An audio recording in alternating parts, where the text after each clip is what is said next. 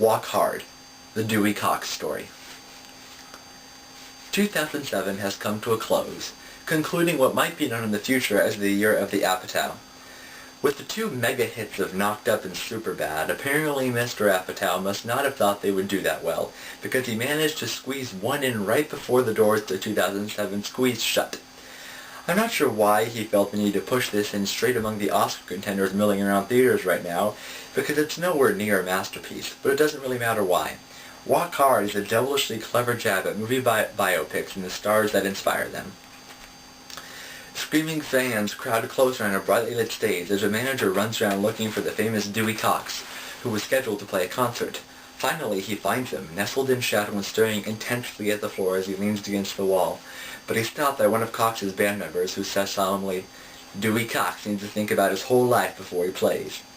Thus we embark on a years-long flashback in which we see Cox's rise to fame and fall to the temptations of stardom.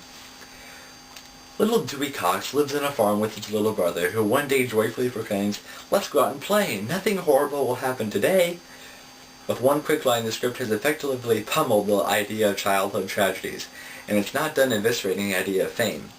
In an accident involving a machete and someone being chopped in half, Dewey must live with the guilt of having killed his brother, so he resolves to be twice as great. At a high school performance, by which time we are already seeing John C. Reilly as Dewey Cox, skewering the idea of older actors playing younger roles, Cox discovers his talent for music when his singing causes women to literally rip their clothes off their bodies. The movie continues logically from there. The strongest strength of the film is debatable between John C. Reilly and the razor-sharp script. Reilly manages to turn Cox into an actual person whom we almost believe could have existed.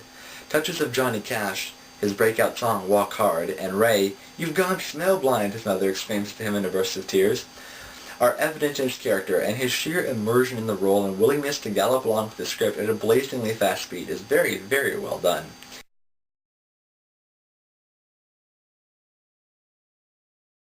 As I mentioned before, the script cuts so deep it's almost questionable the depth to which it can cut. No stone of the musical fame the world is left unturned, as everything from drugs to sex to promiscuity to musical styles to disabilities to the Beatles even is lampooned with mercilessness. Many viewers will think that Walk Hard is insulting the geniuses themselves, men like Johnny Cash and Ray Charles. And though the film does toe that line, and sometimes even steps over it, something that is so abundantly evident is that the filmmakers love what they're parodying. Generally, you can't really adequately parody anything that you don't really love. The filmmakers have a deep understanding of what they're parodying, and it's evident in every frame. And when we laugh at the main character of Cox, we're not laughing at Ray Charles' disabilities, we're laughing at the movie and with the movie, because just like we love Ray, we love Dewey. The rest of the cast does a fairly good job. Tim Meadows as a band member does a brilliant deadpan job. Raymond J. Barry does little else than speak the same line over and over again, but he does it with such vigor he makes it new every time. And Kristen Wiig as Cox's fertile wife is absolutely wonderful. Jenna Fischer, on the other hand, well, I'm starting to think she'll only ever be famous in The Office. She plays Cox's second wife, and after seeing her in this, Blades of Glory, and Slither, she seems to always play the same character and always goes for underplaying instead of overplaying. She either needs to grow or stick to what she knows. The music of Walk Hard is delightfully original, yet also has just a smidgen of parodic derivativeness to it. Unfortunately, Walk Hard is not as good as Knocked Up or Superbad, which leads me to be afraid that Apatow may be losing some steam. If you're looking to be offended, you probably will be. It's no masterpiece, and it's by no means a perfect parody. Many of the characters, because they're trying their very best to parody so much, lose a lot of their dimensions because of it.